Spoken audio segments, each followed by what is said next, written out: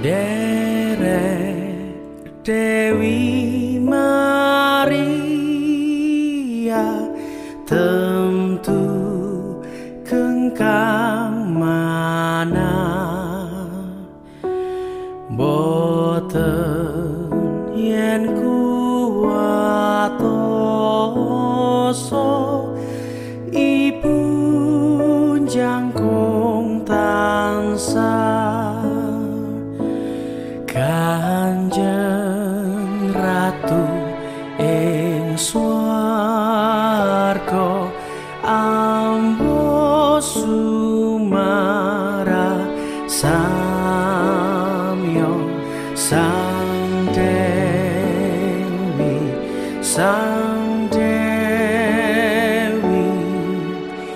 mangestono Sang Dewi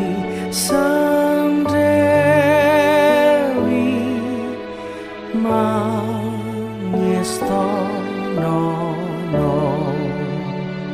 Ya.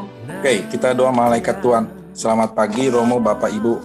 Mari kita berdoa. Demi nama Bapa, Putra, dan Roh Kudus. Maria diberi kabar oleh malaikat Tuhan bahwa ia akan mengandung dari Roh Kudus. Salam Maria, penuh rahmat, Tuhan sertamu. Terpujilah engkau di antara wanita, dan terpujilah buah-buahmu Yesus. Santa Maria, Bunda Allah, doakanlah kami berdosa sekarang dan waktu kami mati. Amin. Aku ini hamba Tuhan, terjadilah padaku menurut perkataanmu. Salam Maria, penuh rahmat, Tuhan sertamu. Terpujilah engkau di antara wanita, dan terpujilah buah tubuhmu Yesus. Santa Maria, Bunda Allah, doakanlah kami sekarang dan waktu kami mati. Amin. Sabda sudah menjadi daging dan tinggal di antara kita. Salam Maria, penuh rahmat, Tuhan sertamu. Terpujilah engkau di antara wanita, dan terpujilah buah tubuhmu Yesus. Santa Maria, Bunda Allah, doakanlah kami yang berdosa ini sekarang dan waktu kami mati. Amin. Doakanlah kami, ya Santa Bunda Allah, supaya kami dapat menghormati Kristus. Marilah berdoa. Ya Allah, karena kabar malaikat kami mengetahui bahwa Yesus Kristus telah menjadi manusia. Curahkanlah rahmat ke dalam hati kami, supaya karena rahmat-Mu ke dalam sengsara dan salibnya kami dibawa kepada kebangkitan yang mulia. Kami dibawa kepada kebangkitan yang mulia. Bab Dialah Tuhan dan pengantara kami. Amin. Ya Yesus, melalui hati Maria yang tak bernoda, kupersembahkan kepadamu doa-doaku, pekerjaanku, kegembiraanku, dan penderitaanku hari ini. Kiranya Tuhan mau memberikan renungan pada pagi hari ini melalui hamba-Mu Romo Gunawan. Terima kasih ya Bapak. Dalam nama Yesus kami berdoa. Amin. Dalam nama Bapa, Putra, dan Roh Kudus. Amin. Amin. Ya, Romo. Bapak Ibu sekalian, Selamat pagi. kemarin kita sudah membuka Rosario. Rosario mungkin ada yang ikut Bapak Uskup, ada yang ikut Alam Sutra dengan rekan atau Maria. Kita sedikit banyak sudah tahu bagaimana bulan Oktober dijadikan sebagai bulan Maria, sebuah peristiwa yang terjadi di Lepanto itu ketika umat Kristiani harus berperang melawan orang-orang Ottoman di Turki yang mengambil bagian atau mengambil tempat-tempat suci Katolik. Akhirnya tanggal 7 Oktober dijadikan sebagai hari Ratu Rosario Suci. Tanggal 7 Oktober. Berkat doa Rosario yang begitu banyak didoakan, dan pada waktu itu di gereja Santa Maria Maggiore di Roma, bersama seluruh umat berdoa dari subuh sampai malam. Akhirnya doanya dikabulkan dan Bunda Maria menjadi Ibu Ratu Rosario Suci. Nah, Rosario menjadi warna hidup kita, karena setiap hari pada bulan Oktober ini kita diajak doa bersama, doa Rosario. Rosario adalah sebuah doa yang diulang-ulang terus-menerus. Dulu ada tiga peristiwa gembira, sedih, dan mulia. Lalu oleh Yohanes Paulus II tahun 2000 ditambahi satu peristiwa terang. Nah, peristiwa Rosario adalah peristiwa-peristiwa Yesus yang kita renungkan. Karena Bunda Maria tidak pernah bisa lepas dari Tuhan Yesus. Nanti kita akan renungkan seluruh doa litani dan gelar-gelar Bunda Maria selalu berkaitan Bunda Maria dengan Tuhan Yesus sendiri. Nah, orang mengatakan bahwa doa Rosario adalah doa rakyat, doa yang sangat sederhana yang dibuat oleh umat Kristiani, umat Katolik khususnya sejak lama, sejak berabad-abad yang lalu. Kapan mulainya? Susah sekali untuk mencari. Namun itu sudah mulai dari abad. Ketika Bunda Maria menemani para rasul, dalam Kisah Rasul ada para rasul yang pada waktu itu merasa ketakutan karena ancaman orang-orang Yahudi, merasa tenang hatinya ketika Bunda Maria menemani mereka di dalam menantikan kedatangan Roh Kudus. Bunda Maria sungguh menjadi teman yang setia. Karena apa?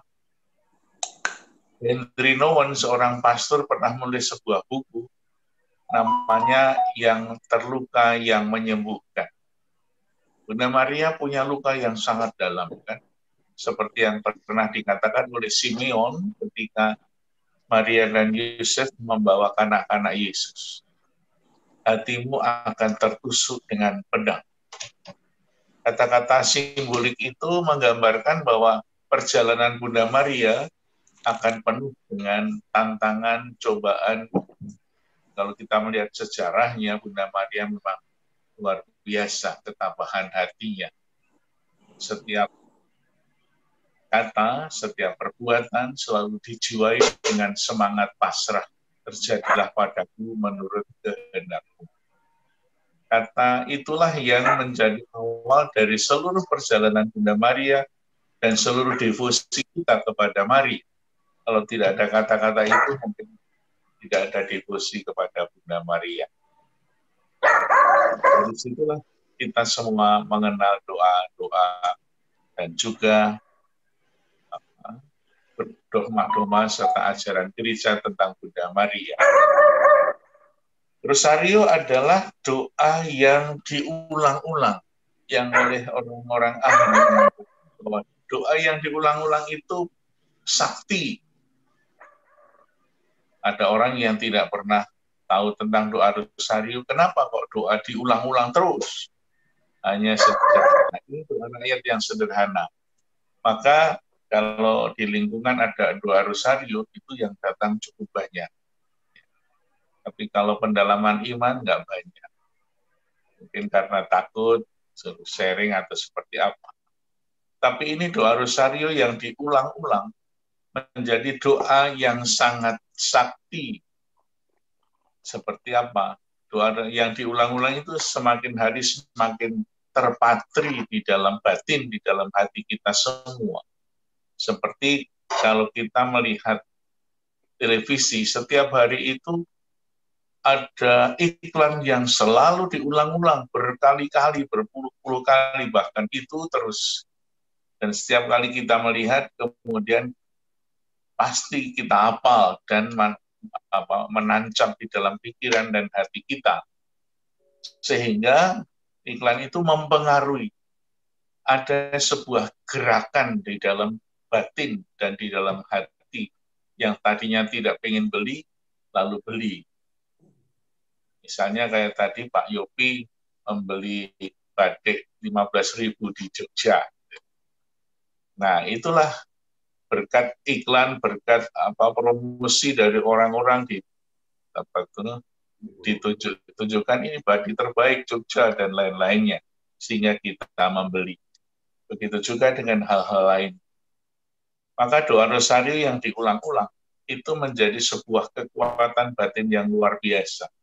Dan ini bukan hanya menjadi satu dongeng, tetapi menjadi sebuah kenyataan ketika tadi diceritakan di Roma ada doa di Gereja Santa Maria Maggiore, di mana orang-orang berkumpul di gereja, berdoa dari pagi sampai malam, hingga selesailah pertempuran itu. Di Gereja Maria Maggiore itu adalah basilika besar, salah satu dari 4 basilika yang ada di Roma. Nah, semuanya itu berkat kesediaan Bunda Maria untuk menanggapi panggilan Tuhan menjadi Ibu Yesus.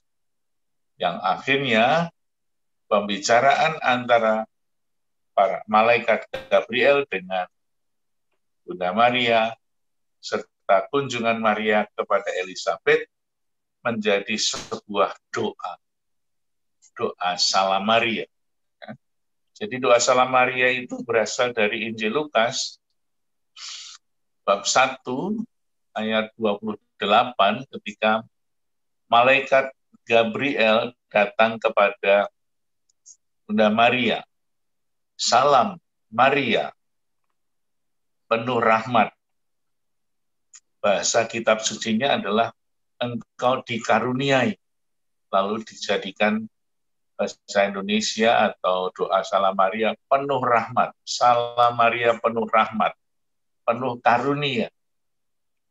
Tuhan menyertai engkau, Tuhan sertamu. Lalu disambung dengan ayat 28, bab 1 ayat 28, ketika Maria mengunjungi Elizabeth, perjalanan yang cukup jauh dari Nazaret ke Karin. Apa yang terjadi? Ketika Bunda Maria sampai kepada Elizabeth, melonjaklah anak dalam rahimnya. Melonjak karena kegirangan. Karena yang hadir, yang datang adalah Ibu Tuhan.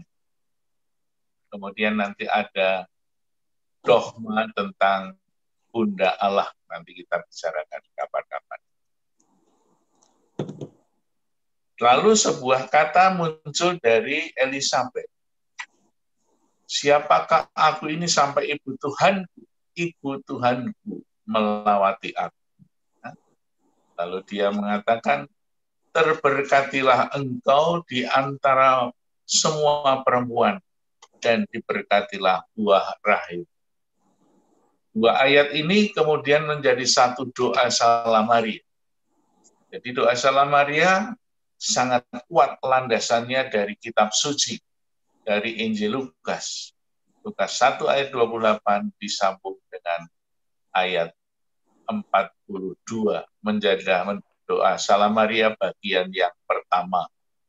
Kemudian dalam sejarah gereja menambahkan doa-doa gereja. Terberkatilah engkau di antara wanita dan terberkatilah buah rahimmu. Siapa itu buah rahimnya? Adalah Yesus. Kemudian seperti biasa kalau kita berdoa, ada dua bagian yang penting. Yang pertama adalah doa pujian kepada Allah, seperti tadi bagian pertama. Lalu yang kedua adalah doa-doa gereja. Maka kalau kita berdoa di depan Bunda Maria, sebetulnya kita berdoa seperti yang diucapkan dalam doa Salam Maria oleh gereja. Santa Maria, Bunda Allah, doakanlah kami yang berdosa ini sekarang dan waktu kami mati. Sehingga doa Salam Maria adalah doa gereja untuk mohon supaya kita semua yang berjuang di dunia ini didoakan selalu, didampingi selalu, dikuatkan selalu agar iman kita semakin kuat seperti iman Bunda Maria yang selalu setia sampai akhir. Itulah doa-doa yang menjadi kekayaan rohani gereja, sehingga melalui doa Salam Maria kita ingat Tuhan Yesus yang ada di dalam. Maka setiap kali kita mohon doa kepada Bunda Maria, kita juga ingat bahwa dalam diri Maria ada Tuhan Yesus. Maka ketika Elizabeth mendapat dukungan dari Bunda Maria, Elizabeth yang penuh dengan Roh Kudus itu melihat bahwa di dalam Maria ada Yesus Tuhan. Maka dia menyebut Bunda Maria, Bunda Tuhan. Siapakah aku ini sampai Ibu Tuhanku mengunjungi aku? Nah, kita semua juga merasakan kehadiran Bunda Maria di bulan Oktober ini menjadi sebuah kehadiran Yesus juga. Karena Bunda Maria tidak pernah bisa kita renungkan tanpa Yesus. Marilah kita doa kepada Bunda Maria selama bulan Oktober ini agar kita semakin disucikan oleh Tuhan, dapat meladen Bunda Maria dalam iman, dalam kepasrahan, dan di saat kita berada dalam pandemi ini, kita mohon semoga pandemi ini tidak membuat kita patah semangat, tetapi menjadi sarana bagi kita untuk pembaharuan diri, agar iman kita semakin kuat seperti Bunda Maria. Ya, terima kasih menjadi awal dari permenungan kita di bulan Oktober. Kalau ada Bapak Ibu yang punya pengalaman dalam doa Salam Maria atau mohon doa di tempat-tempat suci, di tempat-tempat ziarah, mungkin ada satu pengalaman yang berharga yang bisa kita sharingkan bersama-sama. Terima kasih, Tuhan berkati. Amin. Amin. Romo, Ya, mau minta klarifikasi di dalam doa Rosario itu kan diselingin Bapa Kami.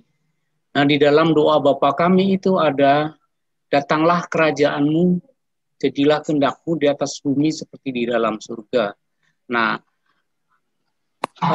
datanglah kerajaanmu di atas seperti di surga datang ke bumi, itu visualisasinya gimana itu Romo? Jadi kita berharap yang kayak apa itu? Surga di bumi itu kayak apa visualisasi yang harus kita maknai gitu. Makasih Romo. ya, memang di dalam kitab suci tidak pernah dijelaskan secara gamblang, tapi kita bisa melihat bagaimana kitab suci sering menggambarkan secara simbolik seperti apa di surga itu. Misalnya di dalam kitab Kejadian itu digambarkan bagaimana damai di surga itu digambarkan ketika Adam dan Hawa tidak pernah berantem, tidak pernah ada keluhan apapun, semuanya berjalan dengan baik, bahkan hidup dengan binatang-binatang yang buas itu pun tidak menjadi masalah. Dan ketika dosa itu masuk di dalam diri mereka, jadilah malapetaka. Ada kebohongan, ada ketidakjujuran, dan ditanya oleh Tuhan, ada bohong, tidak pernah berjujur, berterus terang, akhirnya mereka diusir. Akibat apa? Akibat adanya ular, adanya dosa yang merasuk di dalam hati mereka, sehingga mereka tidak taat kepada Tuhan. Hatinya tidak merasa damai. Kalau kita menggambarkan membaca Injil atau kitab suci, kitab Nabi Yesaya, di sana Yesaya juga menggambarkan bagaimana surga atau damai itu dilukiskan dalam Yesaya 11 ayat 6 sampai 8. Dikatakan di sana, digambarkan damai sukacita bersama dengan Tuhan itu seperti apa. Dikatakan dalam ayat 6, serigala akan tinggal bersama domba, dan macan tutul akan berbaring di samping kambing. Anak lembu dan anak singa akan makan rumput bersama-sama, dan seorang anak kecil akan menggiringnya. Lembu dan beruang akan sama-sama makan rumput, dan anaknya akan sama-sama berbaring, sedang singa akan makan jerami seperti lembu. Anak yang menyusu akan bermain-main dekat liang ular teduk, dan anak yang cerai susu akan mengulurkan tangannya ke sarang ular beludak. Itu salah satu contoh, Pak, bagaimana suasana surga, suasana damai itu bisa dirasakan, bahwa tidak ada permusuhan seperti kalau ada di sini kucing dan anjing saja seringkali bermusuhan. Tetapi kalau ada keluarga yang mempunyai anjing dan kucing, itu mereka berdua damai, itu rasanya tidak sekali, tidak ada suara apapun. Maka kerajaan surga adalah kerajaan yang penuh damai dan sukacita.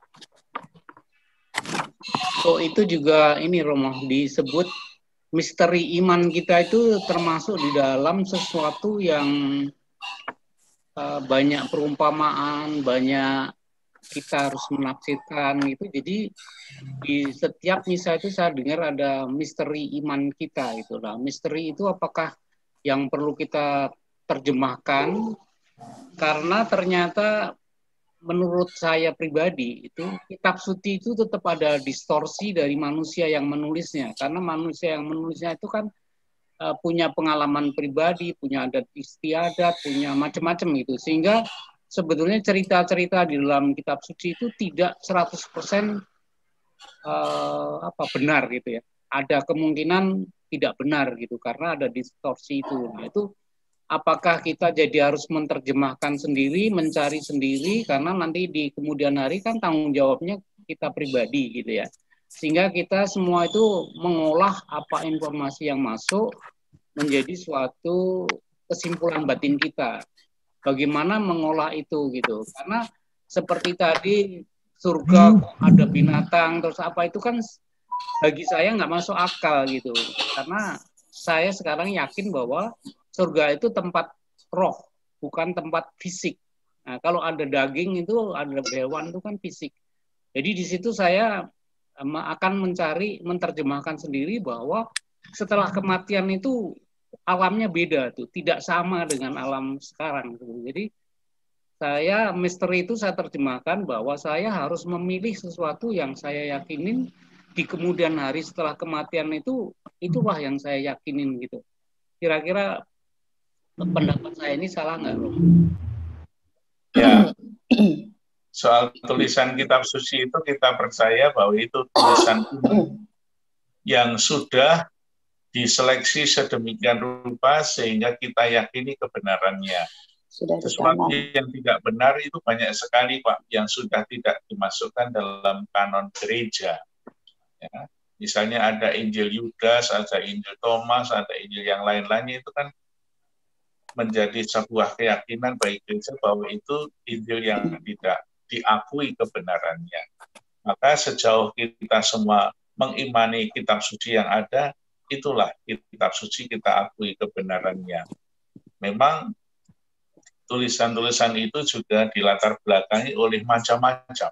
Entah itu penulisnya, pendengarnya, budayanya, sehingga bagaimana para penulis Injil itu mau mengimani Yesus Kristus, Sang Juru Selamat, di dalam budayanya.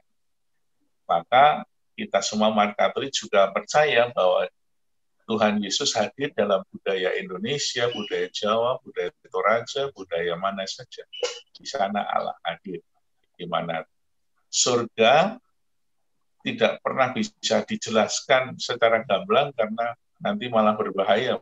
Takut. Ya, betul. Maka kita semua merasakan saja sekarang ini ketika ada sukacita, ada damai dalam kebersamaan, disitulah surga kita rasakan. Ya. Romo, Mungkin ada lain yang mau menambahkan, silahkan. Romo, sebenarnya dalam Injil juga dijelaskan gitu dalam beberapa perumpamaan tentang kerajaan surga. Mungkin ini pribadi saya aja sih.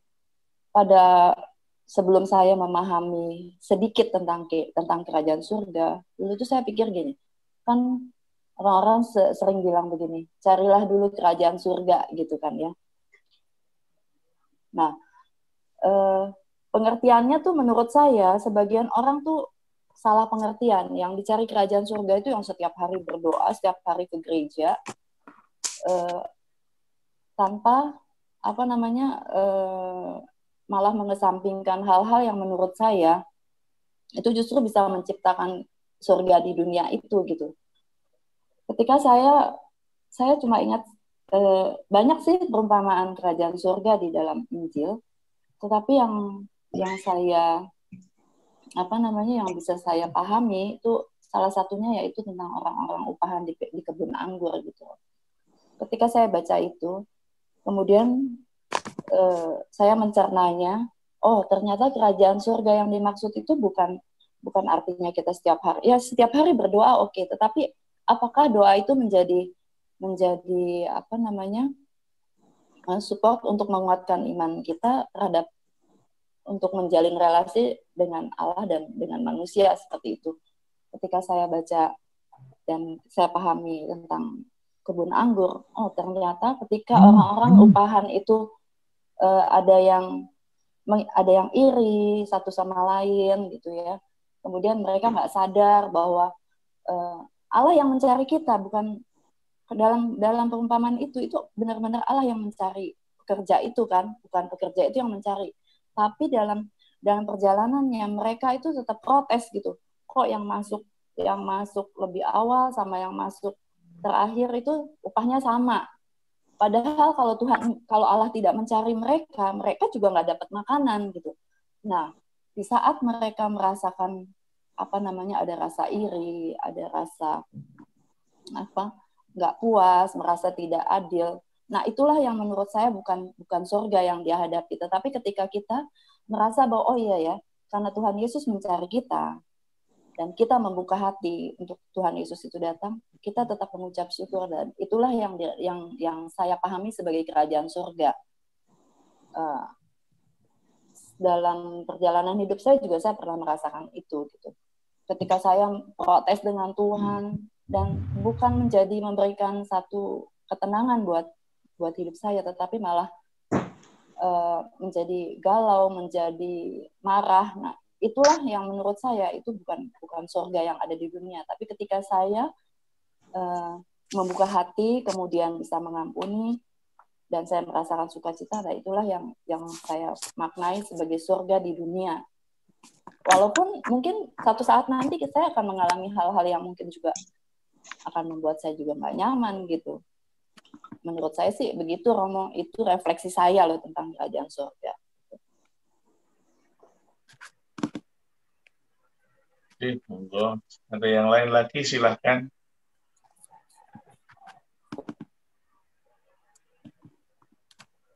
Saya sampaikan ini aja, Romo. Tadi Romo mengatakan bahwa doa Rosario itu doa yang sakti, doa berulang-ulang dan sakti. Memang rasanya memang benar juga, Romo. Karena pengalaman saya dulu, tetangga saya ini kan ada yang dibunuh oleh suaminya, Jadi seorang istri dibunuh oleh suaminya. Nah, itu kejadiannya mungkin sudah cukup lama dari peristiwa kematiannya itu. Nah, suatu ketika ada teman kerja saya datang ke rumah saya, Orang itu kebetulan beragama Islam. Nah, saya yang mau ngomong dengan teman saya itu, ternyata teman saya yang beragama Islam itu aneh singkan. Akhirnya dia keluar. Hilang suaranya. Halo? Ya.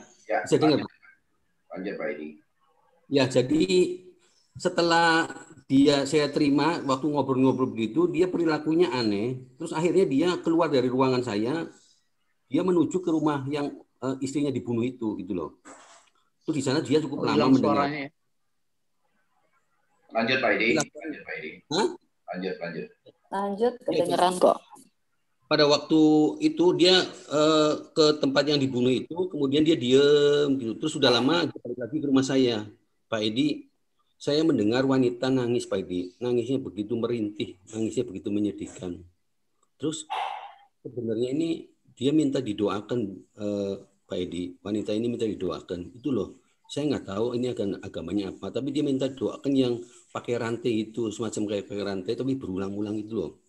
Kalau itu kan saya ingatnya doa Siti Maryam apa dia bilang gitu loh. Oh, ini doa Rosario yang dimaksud. Memang akhirnya saya cerita kepada teman saya itu, betul di rumah ini ada yang dibunuh. Jadi dulu seorang ibu dibunuh oleh suaminya gitu loh. Dan memang betul beragama Katolik. Nah, ya, dia menyampaikan itu ke saya. Dia minta didoakan karena dia memerlukan doa itu. Nah, waktu itu akhirnya kita sepakat di lingkungan ngadain doa di rumahnya dia malam-malam begitu. Depannya gitu. Jadi akhirnya setelah kita doa begitu, dan pada waktu itu terus dia datang lagi berulang kali ke saya, orang itu yang teman saya itu, saya juga tanya lagi ke dia, kamu dengar lagi nggak sesuatu di rumah itu ganjil lagi? Enggak tuh Pak, saya udah dengar, nggak ada yang aneh lagi. Padahal saya nggak pernah cerita kepada dia bahwa ada pembunuhan gitu-gitu. Tapi dia merasakan begitu gitu loh, dan ternyata yang di sana dibutuhin itu doa Rosario tuh. Menurut ceritanya dia gitu loh. Jadi saya tadi ingat mau bilang bahwa doa Rosario, doa yang sakti, doa yang berulang-ulang ya. Kalau saya hubungkan dengan itu memang kelihatannya betul-betul sakti mandraguna Romo, doa Rosario itu Romo. Yeah. Ya itu aja sih yang ingin saya coba sharing mengenai doa Rosario itu. Terima kasih Romo. Terima kasih Pak Edi. Oke, mari kita berdoa.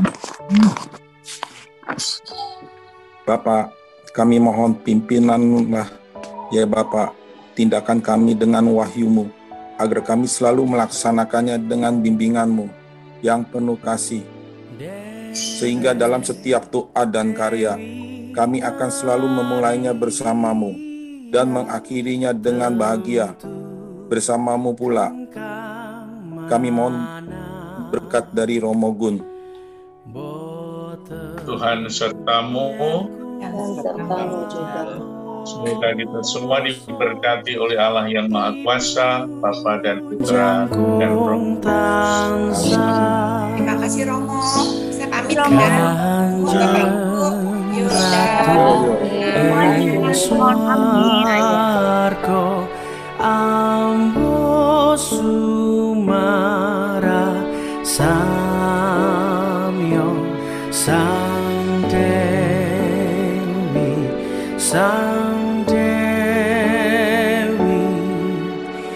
mangestono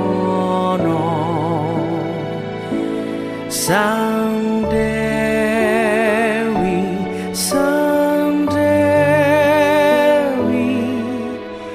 mangestono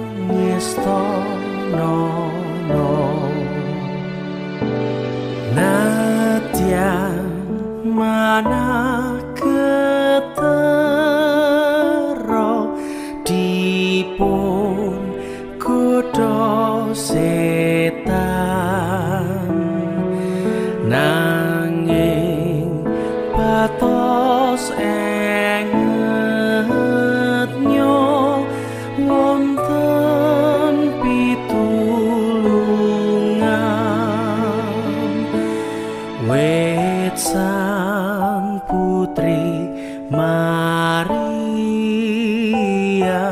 mongso teko anilar